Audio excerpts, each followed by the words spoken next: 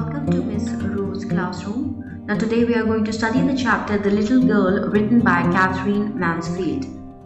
The chapter, or rather short story, deals with innate aspects of child psychology. Katherine Mansfield, born in New Zealand in the year 1888, was a prominent writer of short fiction. Her work, although innovative and psychologically astute, primarily dealt with fragility and vulnerability of familial relationships. Let's continue with the chapter. To the little girl, he was a figure to be feared and avoided. Every morning before going to work, he came into her room and gave her a casual kiss, to which she responded with, "Goodbye, father," and oh, the glad sense of relief when she heard the noise of the carriage growing fainter and fainter down the long road. In the evening when he came home, he stood near the staircase and heard his loud voice in the hall. "Bring my tea into the drawing room. Hasn't the paper come yet? Mother, go and see if my paper's out there and bring me my slippers." From the very first line, we're getting a glimpse into the character of the father, a figure to be feared. He is someone to be fearful of, he is someone to be avoided. And every morning before he leaves for work, he enters the daughter's room and gives her a farewell kiss. To which the daughter, very politely and in a very formal fashion, replies, "Goodbye, father." The moment he left, she felt this immense sense of relief. She could breathe freely when she heard the noise of the carriage gradually becoming fainter and fainter. In the evening, however, the scenario changed. The moment he entered the house, along with him came the oppressive environment, along with him came the strict, somber environment. And quietly the daughter stood near the staircase where she could hear his loud voice booming across the hall. With a very authoritative tone, he demanded or asked, "Bring my tea into the drawing room. Hasn't the paper come yet? Mother, go and see if my paper's out there and bring me my slippers." "Kezia," mother would call to her, "if you're a good girl, you can come down and take off father's boots." Slowly the girl would slip down the stairs, more slowly still across the hall, and push open the drawing room door. By that time he had spectacles on and looked at her over them in a way that was terrifying to the little girl. "Well, Kezia, hurry up and pull off these boots and take them outside. Have you been a good girl today?" "I don't know, father." "You don't know? If you stutter like that, mother will have to take you to the doctor." So what are we getting to know in the second paragraph? That father, after he demands in a very authoritative tone for the paper to be brought to him and his slippers, the mother asks Kezia that if you're a good girl, you can come down and take off father's boots. She is asking Kezia to take off the father's boots. And unwillingly, slowly, the girl would come downstairs, and even more slowly she would move across the hall, the room, and push open the drawing room door. By that time, he had his spectacles on and he looked at her in a very stern manner that was so terrifying, that was so frightening to the little girl. And he would demand from Kezia to hurry up and to help him pull off his shoes and put them outside. Now when I say this line, "pull off these boots," you should get a mental picture that this story is set either in a cold country or in winter season. Later he would ask, "Have you been a good girl today?" And to this, Kezia would stutter, stammer, hesitatingly reply, "I don't know, father." Kezia's father mockingly repeated the words said by her, "You don't know? If you stutter like that," now he is again scolding or reprimanding the girl, "if you stutter like that, if you stammer like that, you will be sent to a doctor." She never stuttered with other people, had quite given it up, but only with father, because then she was trying so hard to say the words properly. "What's the matter? What are you looking so wretched about? Mother, I wish you taught this child not to appear on the brink of suicide. Here, Kezia, carry my teacup back to the table carefully." He was so big, his hands and his neck, especially his mouth when he yawned. Thinking about him alone was like thinking about a giant. In paragraph 3, we are getting the information that Kezia, she never stuttered, she never stammered, never had any problems with her speech with other people. But only with her father she had this problem. Why? Because she was really thinking very hard what to say next, and whatever she said had to be proper. Father very rudely asked, "What's the matter? Why are you looking so wretched about?" Meaning, why are you looking so unhappy? Since she had a very wretched expression on her face, a very unhappy expression on her face, her father is directing the mother to teach the child not to have this unhappy expression that always looked like she was on the brink of suicide, meaning looking very unhappy. Later, he is demanding Kezia to carry his teacup back to the table and very carefully. From a child's perspective, she thought of her father as a giant. He looked enormous to her. He was so big, and she described father that he was so big. His hands and his neck, especially his mouth, when he yawned, he looked like a giant to her. On Sunday afternoons, grandmother sent her down to the drawing room to have a nice talk with father and mother.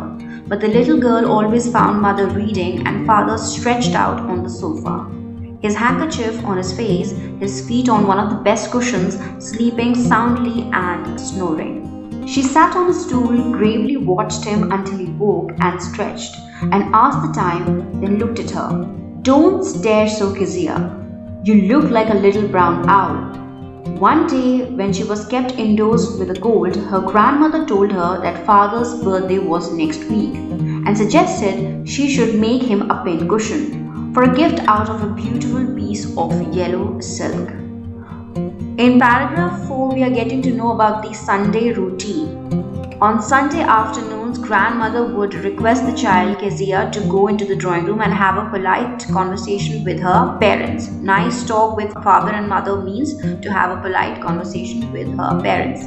But every Sunday afternoon, the little girl Kezia would always find her mother reading. They had a routine, and father lying down stretched out on the sofa with his handkerchief on his face and in deep sleep, snoring, relaxing with his feet on one of the best cushions.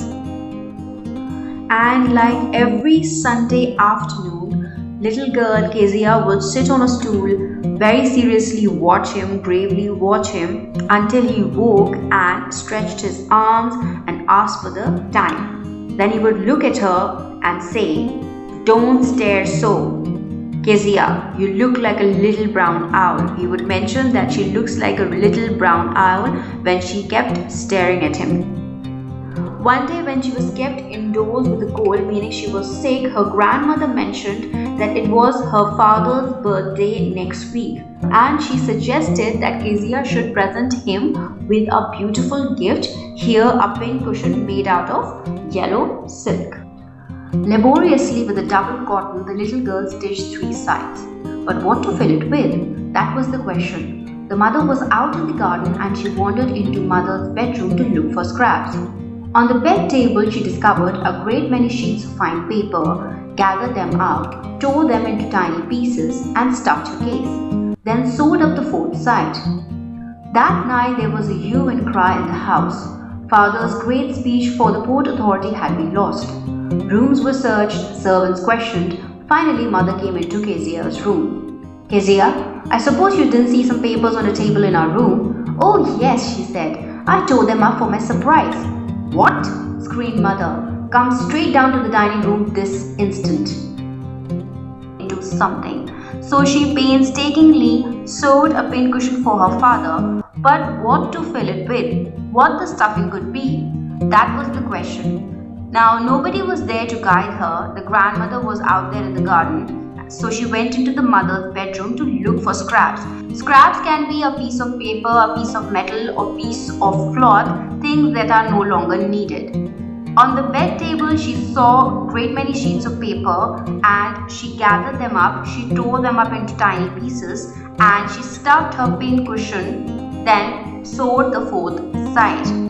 Now, that night there was a hue and cry in the house, meaning the whole house was disturbed. Father's great speech for Port Authority was missing. Now rooms were searched, servants were questioned, but they could not find his speech. Finally, mother came into Kezia's room and asked her, "Kezia, I suppose you didn't see some papers on a table in our room?" To which Kezia very quickly replied, "Oh yes, I tore them up for my surprise." Now, in her childish innocence, she took something that did not belong to her. She did not seek permission before tearing those papers up. Like most parents, the mother got annoyed and she screamed at Kezia, she directed Kezia, she scolded Kezia to come straight down to the dining room that very instant. And she was dragged down to where father was pacing to and fro, hands behind his back. "Well," he said sharply. Mother explained. He stopped and stared at the child. "Did you do that?" No, she whispered. "Mother, go up to her room and fetch down the damn thing. See that the child's put to bed this instant." In paragraph 6, we are getting to know that she was dragged down to where father was pacing to and fro, hands behind his back, meaning she was pulled roughly into the room, pulled forcefully into the room where father was pacing to and fro. "Well," he asked sharply in a sharp tone. Mother explained what had happened. He stopped and he looked at the child and asked, "Did you do that?" To which again she started to stammer because it only happens with her father. She stuttered and stammered, No. She stuttered, she stammered, and she denied that she has not done that. Father got annoyed and he directed the mother to go into Kezia's room and fetch down the damn thing, meaning whatever was left of his speech. And he also said, "See that the child's put to bed this instant," meaning see that the child remains in her room. Crying too much to explain, she lay in the shadowed room watching the evening light make a sad little pattern on the floor. Then father came into the room with a ruler in his hands. "I'm going to beat you for this," he said. "Oh, no, she screamed, hiding under the bedclothes. He pulled them aside. "Sit up," he ordered, "and hold out your hands. You must be taught once and for all not to touch what does not belong to you." "But it was for your birthday." Down came the ruler on her little pink palms. Crying too much to explain, meaning she wanted to explain this to her parents. She did not want to tear her father's speech, but she kept trying too much. In paragraph 7, crying too much to explain means she wanted to explain this to her parents, but she was so sad, she was sobbing, she was crying. Lay in a shadowed room, meaning a room that is not well lit. And she watched the evening light make a sad little pattern on the floor, reflecting her sad mood. The father came into the room with a ruler in his hand, so he had an intention to beat or punish the child for what she had done. To which Kezia replied or screamed, "Oh, no," hiding under the bedclothes. He pulled them aside. "Sit up," he ordered, "and hold out your hands. You must be taught once and for all," meaning finally you must be taught that you should not be touching the things that does not belong to you. She made an effort to explain why she did so. Why did she tear up the pages? It was because it was his birthday. But the father did not listen to her. He struck her, he punished her on her little pink palms. Now over here I have mentioned a new term, that is corporal punishment. "I'm going to beat you for this," and the father beat her with a ruler. Now this term or this references to corporal punishment. Corporal punishment is a physical punishment that is intended to cause physical pain to a person, especially to a minor, especially to a child, in home or school settings. Hours later, when grandmother had wrapped her in a shawl and rocked her in the rocking chair, the child clung to her soft body. "What did God make fathers for?" she sobbed. "Here's a clean hanky, darling. Blow your nose. Go to sleep, pet. We'll forget all about it in the morning. I tried to explain to father, but he was too upset to listen tonight."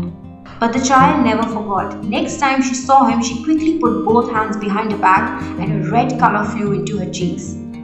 When the punishment was over, hours later, grandmother consoled Kezia. Grandmother comforted Kezia by wrapping her in a shawl and rocking her in the rocking chair. The child clung to her soft body. What did God make fathers for? What did God make fathers for? She sobbed. Now this line shows her intensity of her feelings. She is emotionally hurt. She is physically hurt by what the father has done. Without even hearing her explanation, he just punished her, and that hurt Kezia a lot. The grandmother is somehow trying to console the child. Here's a clean hanky, darling. Wipe your tears, blow your nose, and go to sleep, she's saying. You'll forget all about it in the morning. Grandmother thinks that since Kezia is a child, she'll forget it when she'll be an adult. But physical wounds heal, emotional scars don't. And Kezia is emotionally hurt right now. But the child never forgot. Next time she saw him, she quickly put both hands behind her back and a red color flew into her chest. So when she saw her father next, she quickly put both her hands behind her back, fearing that he might strike her again, and a red color flew into her cheeks because she was frightened of him. She was embarrassed also of what she had done. The McDonalds lived next door. They had 5 children. Looking through a gap in the fence, the little girl saw them playing tag in the morning. The father with the baby Mao on his shoulders, 2 little girls hanging onto his coat pockets, ran round and round the flower beds, shaking with laughter. Once she saw the boys turn the hose on him, and he tried to catch them, laughing all the time. Then it was she decided there were different sort of fathers. Suddenly one day, mother became ill and she and grandmother went to hospital. The little girl was left alone in the house with Alice the cook. That was all right in the daytime. But while Alice was putting her to bed, she grew suddenly afraid. In paragraph 9, we are being introduced to the McDonald family. They had 5 children, and looking through a gap in the fence, the little girl, Kezia, she saw them playing tag in the evening. It's a game where you try to catch one another. Now here Kezia sees the contrast with her family and the McDonald family living next door. The McDonald father is very different with his children. He plays with them, he's laughing with them, he's trying to do all the silly things with them. It is here that Kezia decides that there are different sorts of father, that there are different kinds of father, because her father does not behave like the McDonald's father. So what happened next? Suddenly the mother became ill and Kezia was left alone with the cook Alice. Her staying with cook Alice was alright in the afternoon, but what about in the night, where it was silent, it was dark, and it became all whispery? Well, that's what Kezia has described the next line, that in the night everything became whispery. What I'll do if I have a nightmare, she asked. I often have nightmares and then Granny takes me into her bed. I can't stay in the dark. It all gets whispery. You just go to sleep, child, said Alice, pulling off her socks, and don't you scream and wake your poor pa. But the same old nightmare came. The butcher with a knife and a rope, who came nearer and nearer, smiling that dreadful smile, while she could not move, could only stand still, crying out, Grandma, Grandma! She woke shivering to see father beside her bed, a candle in his hands. What's the matter? He said. In paragraph 10, Kezia is saying that it's alright in the afternoon when I stay with you, cook Alice, but what about in the evening? What about in the night? What if I get a nightmare? A bad dream? I often have bad dreams, and then grandmother, she takes me into her bed. I can't stay in the dark. Kezia can't stay in the dark because she's afraid. Trying to explain that why she's afraid of the dark, because everything gets whispery. It's the way the child is trying to explain what the night feels like to her. Cook Alice disregards her fear of the night and her fear of the dark, and she says, you just go to sleep, child, pulling off her socks. And she advises Kezia that you should not scream and don't wake your poor pa, because he is overworked, he is tired, he must rest. But what happened next? The same old nightmare came where she is dreaming a butcher is trying to chase her with a knife and a rope, and he is coming nearer and nearer. He has that awful smile on his face. She cries and wakes up, calling out for her grandma, and what she sees next, that father is beside her bed holding a candle in his hand, and he asks, what's the matter? Oh, a butcher, a knife, I want Granny. He blew out the candle, bent down and caught up the child in his arms, carrying her along the passage to the big bedroom. A newspaper was on the bed. He put away the paper, then carefully tucked up the child. He lay down beside her. Half asleep still with a butcher's smile all about her it seemed, she crept close to him, snuggled her head under his arm and held tightly to his shirt. Then the dark did not matter. She lay still.